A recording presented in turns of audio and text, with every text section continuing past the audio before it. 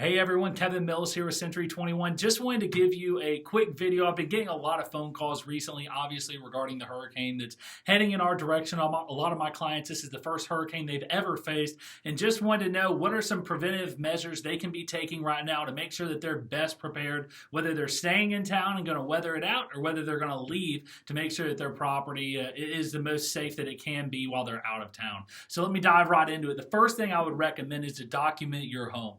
Go inside, take photos, take videos on the outside of property. God forbid a hurricane does affect your property. You want to make sure for insurance sakes that you have videos and photos to show what it did look like before the hurricane came.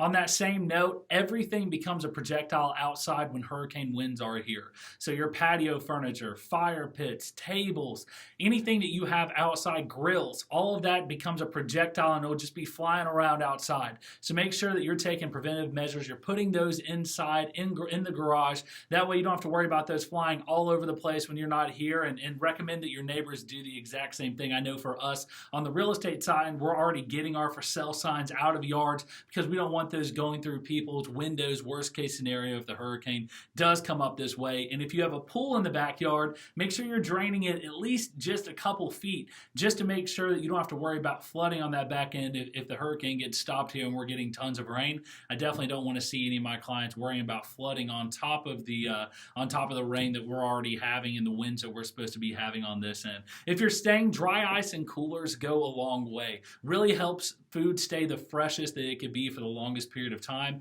Usually lasts about a week, and you can call Walmart or Costco, Sam's Club here locally, see when they're getting those deliveries, because when it does arrive, it goes very fast. So you want to make sure you're one of the first ones in line on that end to get that, just if you're staying, so you know that you can preserve meat so you're going to be able to eat. And on that same time frame, make sure you're filling up your propane tanks. That way, if you're cooking with a gas grill, you have full tanks, you're going to be able to cook on that end as well. For communication, the Zello app is incredible. It's Z-E-L-L-O.